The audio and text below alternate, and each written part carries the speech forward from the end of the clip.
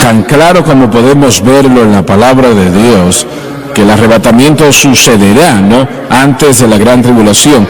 ¿Por qué es que hay un grupo de cristianos, digo yo un grupo, ¿no?, porque hay cristianos en todo el mundo, que quieren vivir esa situación? ¿Por qué es que ellos quieren hacer eso? ¿Tienen ustedes alguna idea? Estamos hablando de un infierno en la tierra. Estamos hablando de un horror como el mundo jamás ha conocido en su historia, y Dios no nos ha establecido para ira, dice la palabra. Así que ¿por qué piensan ustedes que quieren hacer tal cosa cuando la Biblia es clara en lo que refiere al arrebatamiento de la iglesia antes de la gran tribulación? Adelante. De todos los correos y llamadas, preguntas que recibimos cuando tratamos con profecía en el programa de mamá, los que creen que esa es la primera razón, dicen que la iglesia debe ser purificada. Bueno, pero no entienden que la sangre derramada en la cruz del Calvario es lo que purifica la iglesia. Es absurdo decir eso. ¿Qué tal todas las personas que vivieron antes de la gran tribulación entonces? Exacto, no pueden responder. Otra razón que he escuchado es que debe haber sufrimiento en el cuerpo de Cristo, que debemos ser bautizados en su sufrimiento, y eso es lo que el propósito de la gran tribulación es. Eso, una vez más, está diciendo que la sangre no es suficiente. Sí. ¿Iba a decir algo usted? Los que contemplan la gran tribulación, porque yo no creo que se trate mucho en cuanto a escatología en las iglesias, no creo que hay mucha enseñanza en general, pero para los que reciben enseñanza, yo no creo que es una pregunta de que si quieren ellos o no.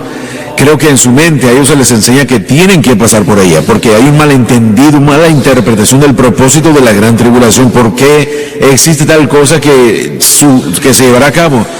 ¿Cuáles son las circunstancias que rodean todo este asunto? Y como lo hemos dicho en otras ocasiones, es una mala interpretación que no es para la iglesia, es para Israel. Y hasta que nosotros entendamos ese punto y por qué la premisa de este pacto que leímos esta noche en Daniel capítulo 9, ¿qué está sucediendo? Porque es que esto es importante y significativo. Él está hablando de Israel. Eso se tiene que entender, si no la iglesia va a interponerse en el lugar en el que Israel debe estar, y está en la Escritura. Loren, ¿ibas a decir algo? Una vez más, hablamos de esto la semana pasada, pero tanto de esto simplemente no es entender cómo Israel cabe dentro de la profecía bíblica. Creo que Israel, de acuerdo como lo hemos dicho muchos años, es el reloj profético de Dios, y cuando uno entiende el programa que tiene que ser implementado para poder traer a Israel al Señor, entonces entenderemos profecía bíblica de una manera más sencilla.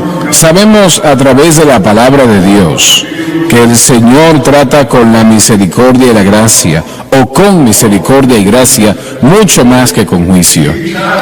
Él, escuche bien, Él llamó la atención de Elías cuando le dio el poder de los alimentos y trajo hambre a la tierra durante 3 años y medio, ¿no? Él le llamó la atención a Elías por no hacer eso, por no hablar con gracia, ¿no?, con el Israel de aquel tiempo. Ahora, ¿por qué Dios entonces derrama su ira sobre el mundo en aquel momento, lo que parece que es lo opuesto de lo que Él hizo en el tiempo del Antiguo Testamento, o lo que quería que sus profetas hiciesen? ¿Tiene sentido lo que estoy preguntando? Creo que hay un cumplimiento del plan de Dios que está a punto de llegar al fin de los tiempos, y ese plan era redimir al hombre. Dios no va a derramar su ira sobre aquellos que han aceptado su plan. Te interrumpo un segundo. Encontramos en el libro de Apocalipsis que Él hace todo lo que puede, aún con ángeles que están volando sobre las ciudades predicando el Evangelio, para que los hombres se arrepientan. Y una de las palabras fundamentales en el libro de Apocalipsis es: y no se arrepintieron. Así es. Eso dice una y otra vez en el libro. Así que la idea de que Él derrama juicio, sí, pero no antes de darle la oportunidad a los hombres de arrepentirse. Una y otra vez leemos en Apocalipsis 2 que la gente sabe que es Dios que está haciendo lo que está haciendo, y aún levantan su puño y lo maldicen por lo que están haciendo, simplemente porque ellos no quieren ceder sus corazones a Él. ¿Por qué? Es la naturaleza del pecado. Esa es la misma naturaleza de la rebelión. Cuando el hombre cayó, se convirtió en egoísta. No quiere tener a un Dios que controle o a un Dios que sea mayor que sí mismo. Él quiere su propio camino. Quiere ser Dios, sí. Un par de cosas, regresándonos a la pregunta original, creo que hay mucho malentendido de la interpretación en Mateo 24 y Lucas 21. Y yo creo que la esencia de eso, por lo menos alguna porción de ese malentendido, es no separar el arrebatamiento y la segunda venida. Mucha gente no entiende que esas son dos diferentes situaciones. Qué bueno que haces esa pregunta, o qué bueno que dices eso, porque en Lucas 21 Jesús dice algo muy importante. En Lucas 21, lo mismo que en Mateo 24, en Lucas 21 trata con Israel de aquel tiempo y el juicio que viene sobre Israel cuando Titos destruyó a Israel en el año 70 después de Cristo. Cerca de 1.100.000 judíos murieron en ese conflicto que sucedió, esa masacre. Realmente fue lo que fue. Realmente el ejército de Titos se le dio instrucción por Vespucio, que era el papá de Titos, que la ciudad no podía ser destruida, sobre todo el templo, que era en ese momento uno de los edificios más bellos del mundo, no se podía destruir. Él tuvo que irse, dio instrucciones a su hijo y a sus generales de que hicieran lo que acabo de decir. Y tuvo que irse a Roma, donde vendría a ser César. Y los hombres no tenían respeto por su hijo Titos que tuvieron para Vespucio. ¿Y qué sucedió? Ellos total y completamente destruyeron el templo. Y Jesús había dicho propiamente, eso fue un cumplimiento de su palabra, que ninguna piedra quedaría sobre la otra en ese lugar.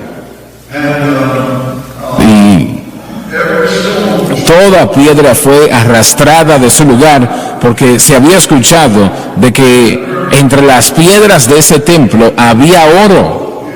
Eso era lo que se les había dicho. No había ningún oro allí, pero eso le habían dicho. Así que tomaron bueyes y con esos bueyes movieron todas las piedras, cumpliendo la palabra de Cristo cuando dijo que ninguna piedra quedaría encima de la otra, ¿no? Y destruyeron el templo total y completamente. Mataron y destruyeron 1.100.000 judíos en ese momento. Vendieron cerca de 1 millón como esclavos al mundo, al punto de que los esclavos del mundo, o los mercados de esclavos del mundo en aquel tiempo, estaban inundados de esclavos. Así que de eso estaba hablando Jesús en Mateo capítulo 21. Él no estaba hablando del tiempo que viene aún. En Mateo 24, ahora Jesús le da semblanza, y vamos a volver al 21. Los cristianos en Jerusalén y en Judea, en ambos lugares, realmente en Jerusalén, ellos leyeron lo que Jesús dijo en Mateo 21. Lo leyeron e hicieron lo que Él dijo que hiciesen. Váyanse de la ciudad, no se queden allí. Ningún cristiano murió o perdió su vida en ese conflicto, ninguno. Cada uno salió porque escucharon, leyeron lo que Cristo dijo y obedecieron. Ahora, Mateo 24 es totalmente distinto, porque tiene que ver con, si tomamos el tiempo de leerlo, no voy a hacerlo ahora, pero tomaría realmente la próxima semana para leer todo eso. Pero de todas maneras, lo que Él nos entregue en el Mateo 24, sí voy a leer un poco de eso, pero eso tiene que ver con el tiempo que está enfrente de nosotros, en nuestro futuro. Así que ambos tienen declaraciones similares, pero son dos cosas distintas, ¿no? Totalmente, y qué bueno que lo resaltas. Y las profecías dadas, hubieron muchas que nos dirigían a la destrucción de Jerusalén en el 70 DC, como usted mencionó. Pero no solo están limitadas a ese tiempo, esa es otra cosa. Cuando leemos las profecías en el Antiguo Testamento, también están hablando muchas de ellas contemplando lo que debe venir, lo que está a punto de venir. Hay un nivel múltiple, un efecto de múltiples niveles, por ejemplo, si lo podemos decir así. Aparte del Gran Coliseo en Roma, está el Monte Palatino, que es donde se reunía el Senado romano, y muchos vivieron ahí, muchos sus ídolos eran adorados ahí, y la mayoría de todo eso es ruinas. Pero hay una localidad que es muy bien preservada llamada el Arco de Tito, y dentro de ese arco se puede ver la inscripción que fue su logro más grande en Roma. Mostraba a los romanos cargando, y hermano Donny, tal vez usted lo ha visto antes, muestra cómo ellos llevaron a cabo, o cómo llevaron ellos todos los artículos y elementos del templo. Así que eso está muy bien preservado y uno puede caminar por ahí y verlo. Es un edificio muy grande y nosotros estuvimos ahí hace poco y fue un recordatorio de todas estas cosas en la escritura que se han cumplido. Dani, vamos a Mateo 24, por favor. Vamos al capítulo 24, versículo 21. Vamos a empezar a leer allí. Jesús aquí está hablando del tiempo que está próximo a llegar, la gran tribulación, ¿no? Adelante, por favor.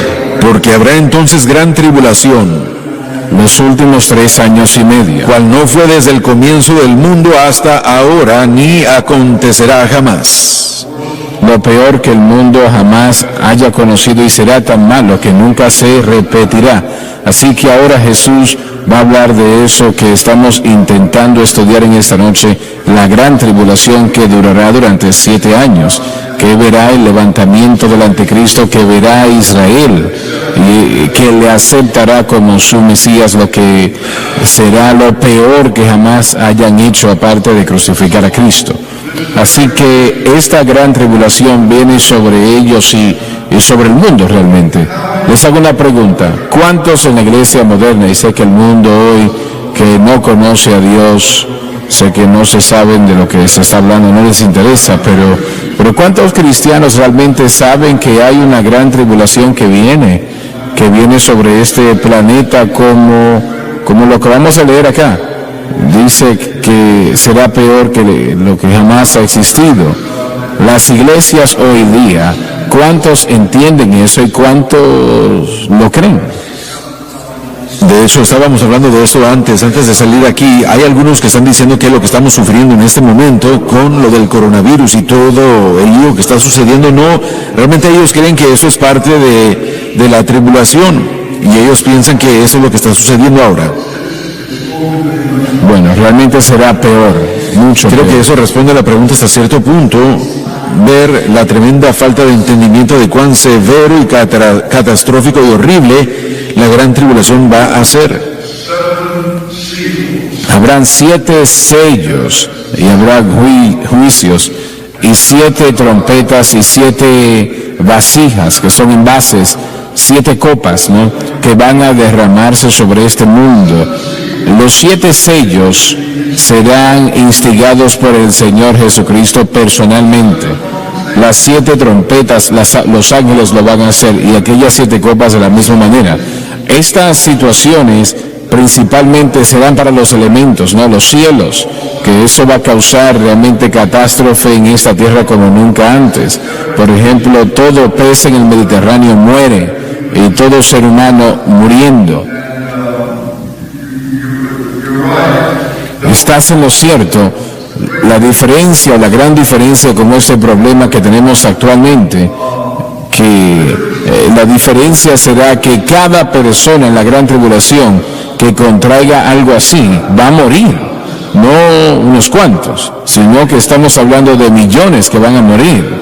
Y hay una posibilidad de que cerca de 3 o 4 mil millones de personas morirán durante esos 3 años y medio. 7 años de gran tribulación, pero los últimos 3 años y medio me refiero, morirán en ese gran conflicto. Así que no, esto que tenemos ahora definitivamente que no es bueno, y hay personas que están muriendo como resultado, pero no es nada en comparación a lo que va a ser cuando los 7 años de gran tribulación vengan a este planeta. Y Jesús dijo que eso va a venir, que no hay nada que se puede hacer para detenerlo. Eso va a venir. Las preguntas que usted ha estado haciéndole al panel, encuentro algo muy interesante. Ha estado haciendo la pregunta, ¿la gente cree esto? ¿Entienden esto? Pablo nos dice, una vez más, y lo mencioné la semana pasada, estábamos hablando de esto en general, pero quiero volverlo a decir. Él dijo, no ignoréis que hay muchos pastores ignorantes que no entienden y no es una ignorancia intelectual, sino bíblica. No entienden la palabra de Dios, no tienen idea de lo que la palabra de Dios declara. Toman lo que escuchan, lo aplican y está mal y está dirigiendo a mucha gente por el camino equivocado. Y creo que programas como lo que estamos haciendo aquí, eso es uno de los programas más importantes en el mundo porque explica lo que va a suceder. Y si nosotros no tenemos un entendimiento de lo que va a suceder, tal vez tengamos una oportunidad de perdernos, de equivocarnos. La gente que es ignorante en este momento no será arrebatada, ¿no? Serán arrebatados. Así que es una muy buena indicación de cuánta gente sabe es lo que la iglesia lo está enseñando, que es muy poco. Muy poco. No pueden saber a menos de que la iglesia lo enseñe. Y podemos ver también un segmento de la iglesia que es llamada la iglesia del dominio, la iglesia hoy, el reino ahora. Piensan y dicen que la sociedad que la iglesia va a cambiar la sociedad y que ellos van a escoltar el mover del Señor, la venida del Señor, y que es algo completamente antibíblico. En otras palabras, le van a decir al Señor, ahora puedes venir. Eso es absurdo, ¿verdad? Sí, es absurdo. Lo que se está enseñando casi es como un elemento de superstición. Es como que están leyendo la Escritura y están tratando de sacar una interpretación que realmente solo se ve como superstición y tonterías cuando comenzamos a estudiarlo todo. Y una vez más, viniendo desde una falta de conocimiento. Pero hermano Schwager, si a usted no le importa, me gustaría regresar en Daniel capítulo 9. Estamos hablando de la gran tribulación, como usted dijo, que va a comenzar cuando ese pacto de paz sea firmado, cuando el pacto sea confirmado. Daniel 9:27 nos lo dice, pero ¿qué hay tan importante y significativo en eso? Porque ese va a ser el catalizador para todo esto. ¿Cuál es ese pacto? ¿Cómo va a ser ese pacto? ¿Por qué es tan importante? Es tan importante porque es el primer paso para llevar a Israel al lugar donde quiere que estén. Obviamente esa no es la voluntad de Dios, entienda que en lo absoluto no lo es. Cuando Israel firme ese acuerdo con el anticristo, y como dije, será lo peor, lo segundo peor que hayan hecho, la crucifixión de Cristo siendo lo peor, pero como propiamente has resaltado momentos atrás, toda la gran tribulación tendrá muchos propósitos y razones, pero la razón principal es traer a Israel a Dios. Sí. Eso es lo mayor, ampliamente. Sé que hay personas que han hecho la pregunta, ¿dónde estarán los Estados Unidos en cuanto a la gran tribulación? Nosotros sabemos que la mayor parte de los eventos sucederán, se los entrega en el libro de Apocalipsis y en Daniel, sucederán en el Medio Oriente realmente. Ese es el epicentro, es esa parte del mundo, en el antiguo imperio romano, en ese territorio. Es allí donde será. Eso abarca todo el Medio Oriente, parte del este de Europa y el oeste también. Principalmente esa es el área donde se concentrará el poder de la gran tribulación, ¿no? Pero lo voy a citar otra vez lo que citamos anteriormente, el gran día de su ira ha llegado. Es como que Dios dice, bueno, les he escuchado, ellos me han rechazado, me han maldecido, me han ignorado, me han negado. Ahora les voy a mostrar qué es verdaderamente el poder. Un poder como nunca han conocido antes. ¿Lo estoy diciendo muy fuerte? Creo que usted lo está diciendo muy bien, pero un punto muy importante cuando hablamos de todo este pacto que va a ser confirmado, tiene que ver todo esto con la tierra. Yo creo que va a ser una división muy grande de la tierra y Dios toma eso muy, muy en serio. Papá, tú has enseñado muchas veces con respecto a todo esto que dice aquí confirmando el pacto. ¿Tú crees que de hecho es una idea de que van a haber muchas resoluciones previas, muchos pactos antiguos que todos van a ser reunidos para poder dividir la tierra como nunca antes? Si es que lo estoy diciendo bien. La palabra hebrea allí es gabar. y no necesariamente quiere decir establecer, sino confirmar algo que ya existe, anexando fuerza a ello, dándole poder. Yo creo que todos estos pactos o resoluciones que las Naciones Unidas ha establecido en los últimos años, desde su inicio, esas Con respecto a Israel. con Israel, exacto, serán reforzadas, y eso incluye la separación de la tierra en lo que tiene que ver con Israel, los palestinos. Así que sí está ese prospecto que siento que la palabra hebrea usada en este contexto implica, pero anexando en adición a esto es las perspectivas que estamos viendo. Y cuando digo perspectivas, la iglesia primitiva, y si podemos ir tal vez atrás un momento, empezó a apartarse de lo que estamos enseñando. La iglesia primitiva, los padres entendieron profecía bíblica correctamente. Cuando hubo un retraso del retorno del Señor, empezamos a ver lo que podemos llamar, vamos a decir, el estudio, una diferencia entre el estudio de la palabra de Dios, los mártires, luego Tarconios y Agustino, y estoy dejando fuera muchos nombres por el tiempo, empezaron a cambiar cómo entendemos y leemos la Biblia, empezaron a alegorizar cosas, y la propia idea de decir que la iglesia reemplaza a Israel fue muy prominente. Para el tiempo de Agustino, su libro Idea de Dios básicamente elimina todo futuro para Israel, y ahora tiene la iglesia en el aquí y ahora. Todas esas influencias afectan al establecimiento de la Iglesia Católica Romana, y todo eso todavía está presente. Israel no está entendida. Los pactos de tierra son tan fuertes que aún Dios, en Joel capítulo 3, los primeros versículos, trata específicamente con Dios castigando a las naciones que tratan de dividir su tierra. Así es.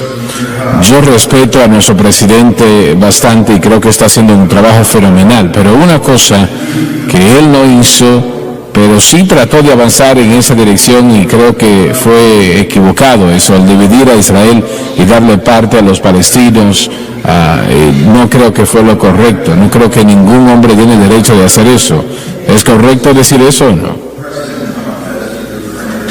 El presidente Trump, en sus recientes esfuerzos de tratar de presentar una solución en cuanto al debate para que se pudiera crear un Estado palestino y la soberanía de Israel en su tierra, sí existió una sugerencia de fijarse en lo alternativo, y uno de ellos era considerar a Jerusalén. Por supuesto, ese ha sido el deseo de los palestinos, parte del plan de paz de los saudíes, que es muy prominente, que no se presentó aquí en Estados Unidos, pero allá sí le da al este de Jerusalén al pueblo palestino.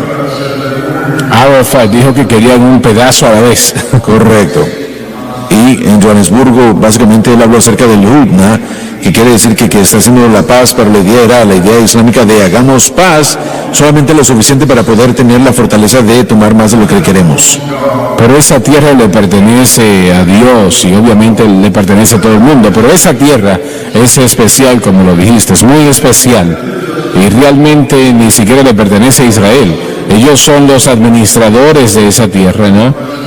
Y sé que el primer ministro Netanyahu no estuvo a favor, es lo que entiendo, y sé que ustedes conocen bastante del tema. No estaban a favor de renunciar o acceder. ¿Cuál es el área que están buscando? ¿El este de Jerusalén? ¿El este? No. Cisjordania. Cisjordania. No estaba de acuerdo de ceder esa tierra. No quería darle esa área, y él estaba en lo correcto, porque no ha habido nada más que problemas desde aquel tiempo hasta ahora. Vimos más en particular lo que sucedió con Ariel Sharon, uno de los primeros ministros anteriores, que dio la banda de Gaza. No se ha convertido en nada más que una sede de terrorismo en contra de los ciudadanos israelitas, y muchos han muerto por eso. Así es. Dani, vamos al versículo 22, por favor. En aquellos días, si no fuesen acortados, ninguna carne será salva. Se refiere a Israel, que se acerca a la extinción. Mas por la causa de los elegidos, Israel, aquellos días serán acortados. Por la segunda venida. Como dijimos tiempo atrás, esto no es entregado dramáticamente, pero sí es una gran realidad. Cuando dice que en aquellos días no fueron acortados, ninguna carne sería salva. En la gran tribulación está diciéndose acá que cientos de millones van a morir. y muy posible aún miles de millones. Hay 7.000 millones y medio, 7.500 millones de habitantes en el mundo. Y aproximadamente 50% van a morir durante la gran tribulación. Cuando contamos los que podemos encontrar en el libro de Apocalipsis, estamos hablando de muchos. Está de acuerdo, obviamente, si es en todo el mundo del Medio Oriente, pero todavía Jesús dijo que a menos de que esos días se acorten, no se salvaría ninguna carne, queriendo decir que cientos de millones van a morir en ese tiempo en particular. Y realmente será algo horrible como el mundo jamás ha conocido. Usted no tiene que estar aquí en ese momento. Ninguna persona tiene que estar aquí. Solo Jesucristo entregue su corazón a Cristo, entregue su corazón al Señor y no estará en ese grupo.